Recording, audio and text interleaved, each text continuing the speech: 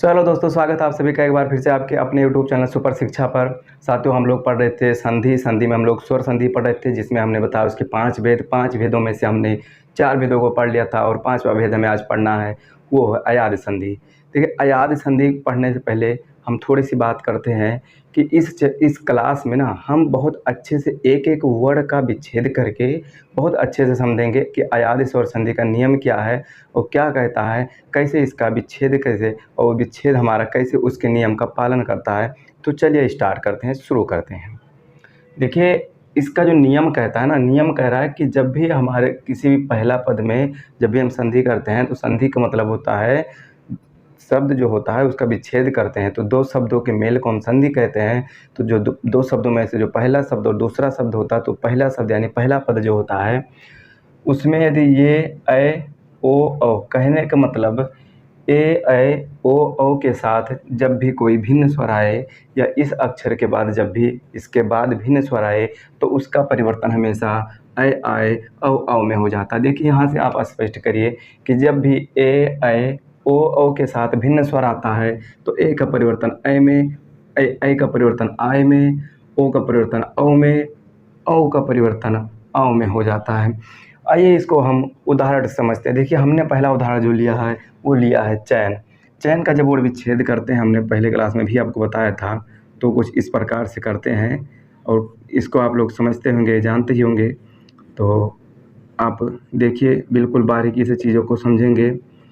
हमने किया चैन का वर्ड विच्छेद और वर्ड विच्छेद में हम पहले पद को ले लेते हैं चा को जैसे का तैसा और अंतिम पद अन को भी ऐसे लिख लेते हैं। ठीक है, इस संधि में ना जो सारा का सारा खेल होगा मेरे भाई, वो या और वा का, इन दो वर्डों का सारा खेल होगा।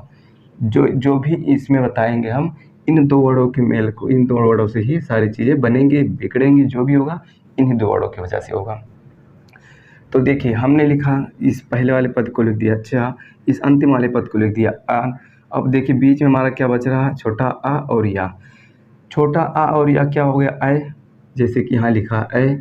अब ए से हमारा क्या बना, ए की मात्रा, तो हमने लगा दिया ए की मात्रा, बात खत्म। चयन का हमने संधि विच्छेद किया, चेधन अन। अब देखते हैं चेधन अन क्या हमारी अयादी स्वर संधि के नियम का पालन कर रहा है। तो हमने बताया कि जब भी ये के साथ कोई भिन्न स्वर आता है तो उसका परिवर्तन ऐ में हो जाता है।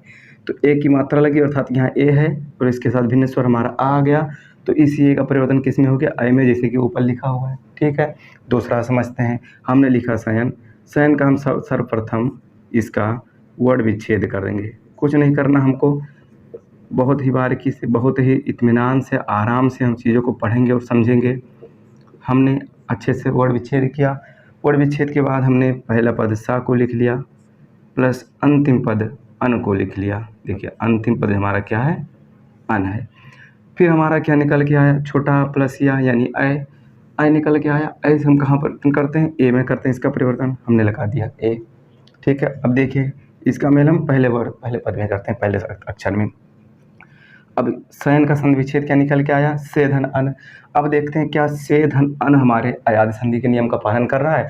देखिए, हमने कहा कि जब ये आता है, ये के बाद यदि कोई भिन्न स्वर आता है उसका परिवर्तन कहाँ में हो जाता है, ऐ में। तो ए आया, ए के बाद भिन्न स्वर आ आया और ए के बाद भिन्न स्वर आ आया, तो इसका परिवर्तन ऐ में हो गया, जैसे यहाँ पे आप स्पष्ट देख रहे हैं। ऐसे प्रकार हम दूसरा ले लेते हैं गायक। तो गायक का हम जब वर्ड विच्छेद करते हैं तो गा लिखते हैं और जो कि बड़ा का मात्रा लगाते हैं, बड़ा आ कर देंगे, प्लस या हमारा है वैसे, और आ है और इसके बाद का है। बहुत ही बारीक से, बहुत ही आराम से हमने लिखा गा को वैसे का वैसा लिख दिया, प्लस अक हमने लिख दिया। दूसरा पद जो हमारा दिख रहा है, यानी कि अंतिम पद दिख रहा है, ये चीज़ हमने लिख दी। अब हमें क्या निकल के आ रहा है, बड़ा आ और या। बड़ा आ और या बनता है आय हमारा बन गया। यहाँ पे देखिए, बड़ा आ और या से आय क्या बनता हमारा, ऐ की मात्रा लगती है, तो हमने क्या कर दिया, ऐ की मात्रा लगा दिया। हमारा संधि विच्छेद कंप्लीट हो गया। अब गायक का जो संधि विच्छेद निकल के आया वो क्या निकल के आया, गय धन अक। अब गय धन अक क्या इस नियम का पालन कर रहा है। देखिए, हमने कहा जब भी ऐ के साथ कोई भिन्न स्वर है तो उसका परिवर्तन आय में हो जाता है। ऐ के साथ भिन्न स्वर आया, इसका परिवर्तन आय में हो गया। स्पष्ट हो गए, आगे देखते हैं। हमने लिखा पवन। अब पवन का भी हम सेम संधि विच्छेद करेंगे, पा धन आ धन वा धन आ, उसके बाद ना। ठीक है, अब देखिए हमने वर्ड विच्छेद कर लिया। वर्ड विच्छेद करना हम सबको आता अच्छे से। हमने पहले पद को वैसे का वैसे लिख दिया, दूसरे पद को जैसे का तैसा लिख दिया, यानी कि अन को अन लिख दिया। यहाँ पर पा को पा वैसे लिख दिया और दूसरे पद अन को अन लिख दिया। अब हमारा बात फंसता है औ पर। अब देखिए औ से हम क्या लगाएंगे, ओ की मात्रा लगाएंगे। देखिए ऊपर हमने लिखा औ को जब बात करते हैं इसकी, तो औ से हम क्या लगाते हैं, ओ की मात्रा लगाते हैं। ठीक है, अब देखिए ये जो हमारा संधि विच्छेद निकल के आया, हमारा विच्छेद निकल के आया पवन का, क्या ये विच्छेद हमारे अयादी संधि के नियम को पालन कर रहा है, अयादी संधि के नियम का फॉलो कर रहा है? देखिए हमने कहा कि जब भी ओ आता है इन चारों वर्णों में से कोई भी हो, तो यहाँ पे ओ आया, ओ के बाद कोई भिन्न स्वर आए तो ओ का परिवर्तन औ में हो जाता है। यहाँ पर क्या है, ओ है, ओ के बाद भिन्न स्वर हमारा आ आया, तो इस ओ का परिवर्तन औ में हो रहा है। देखिए आप स्पष्ट देख रहे हैं, समझ रहे हैं चीज़ों को। ठीक है, अब देखिए अगला देख लेते हैं। हमने लिखा पवित्र, पवित्र में हमने लिखा पा, फिर छोटा आ, उसके बाद वा, उसके बाद छोटी ई और अंत में त्रा। देखिए हमने लिखा छोटी ई। छोटी ई क्यों लिखा, क्योंकि यहाँ पर वा पर क्या लगा है, छोटे की मात्रा लगी हुई। ठीक है, अब देखिए हमने पा को ऐसे पा लिख दिया, प्लस इत्र को ऐसे इत्र लिख दिया। देखिए ठीक है, अब देखिए फिर हमारा क्या निकल के आ रहा, औ से हमारा क्या बनता, ओ की मात्रा, तो यहाँ पे हमने लगाया ओ की मात्रा। ठीक है, पहले वाले कंडीशन सेम, ओ प्लस भिन्न स्वर अर्थात ओ का परिवर्तन औ में हो गया। यहाँ पे ऐसे हम बात करते हैं पावक की। देखिए पावक में हमारा पा है, प्लस यहाँ पे क्या है, बड़ा आ है। ठीक है, बड़ा आ प्लस वा है, उसके बाद छोटा आ है, उसके बाद का है। ठीक है, अब इस वाले पद को हम ऐसे लिख देंगे अक, प्लस इस वाले पद को यहाँ लिख दे रहे हैं पा। अब हमारा दिख रहा है आओ। आप बहुत अच्छे से समझिएगा, हमारा दिख रहा है आओ। क्या दिख रहा है, आओ दिख रहा है भैया।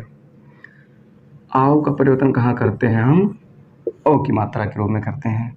तो यहाँ पर हम क्या कर देंगे, ओ की मात्रा लगा देंगे। तो हमारा क्या निकल के आया, जो पावक का संधि विच्छेद क्या निकल के आया, पौधन अक। अब देखिए पौ, हमने कहा कि जब भी औ के साथ कोई भिन्न स्वर आता है तो इसका परिवर्तन औ में हो जाता है।